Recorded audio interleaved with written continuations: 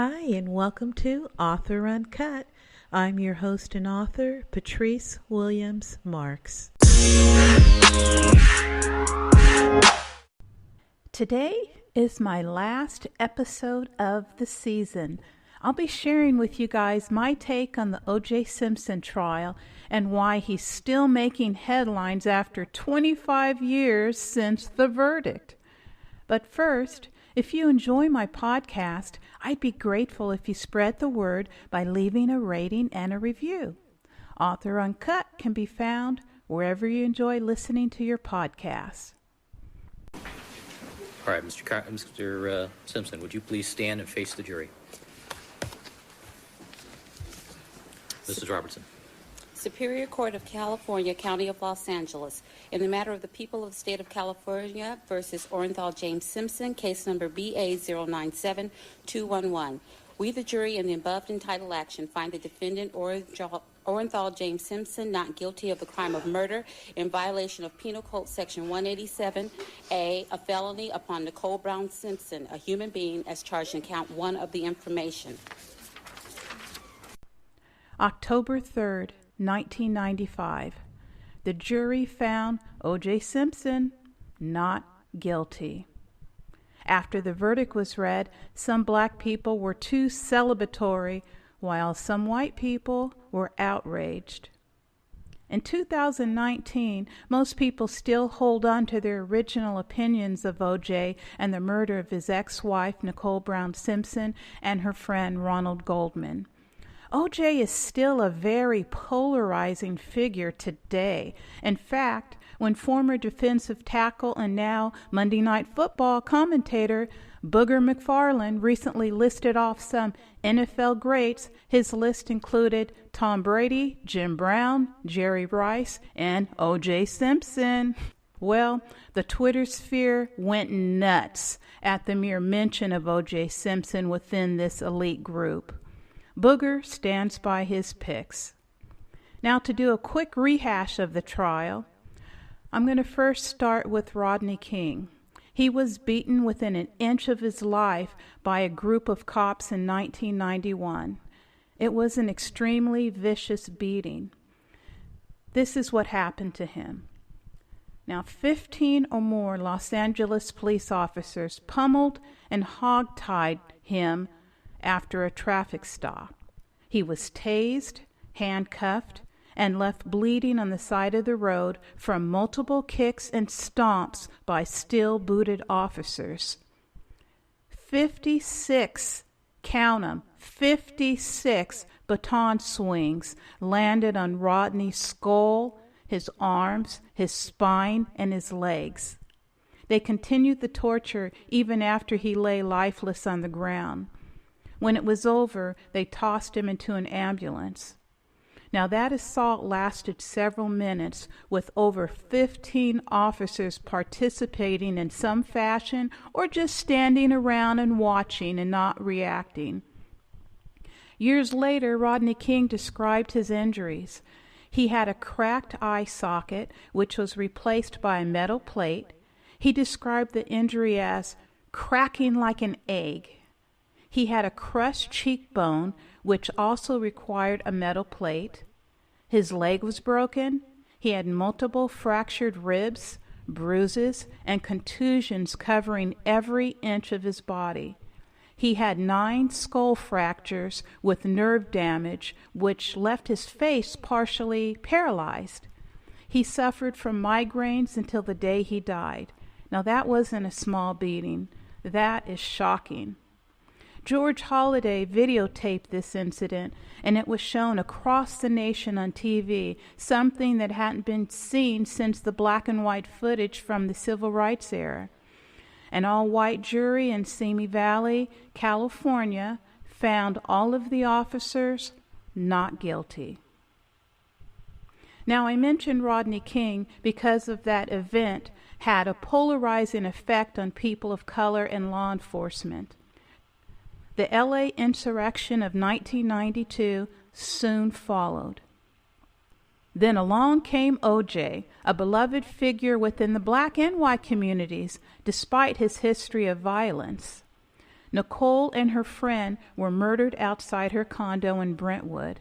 Then O.J. became a suspect.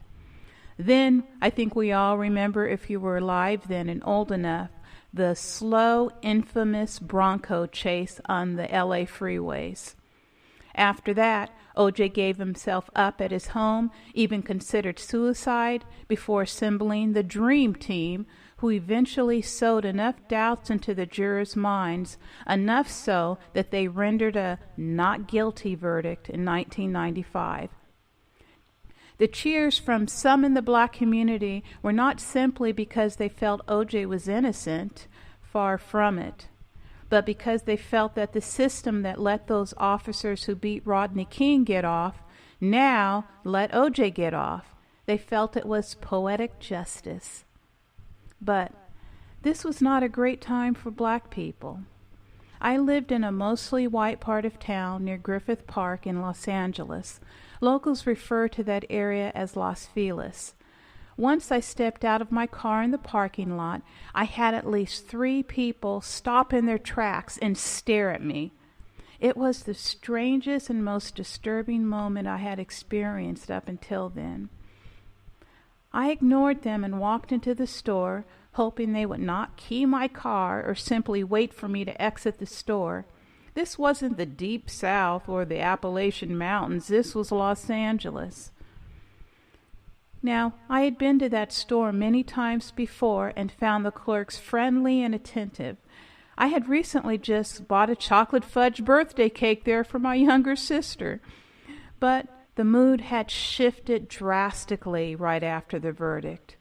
Shoppers and employees were talking about the trial, some in excitable fashion. No longer were they whispering their thoughts. And because of the color of my skin, I was labeled a supporter. I had planned on taking my time in the store, but quickly changed my mind and grabbed only a few things. I'm not going to tell you I was verbally assaulted or attacked or anything like that. That didn't happen. But what is more insidious than laying a collective rage on the shoulders of a stranger because they're black? I felt that rage. It was frightening. I had no idea if something was about to happen or not. I just knew that the hairs on the back of my neck stood up. I quickly paid for my groceries and briskly walked back to my car. The normally friendly cashiers offered no friendly chatter, just gave me my change and receipt. This tense standoff lasted for longer than I care to remember.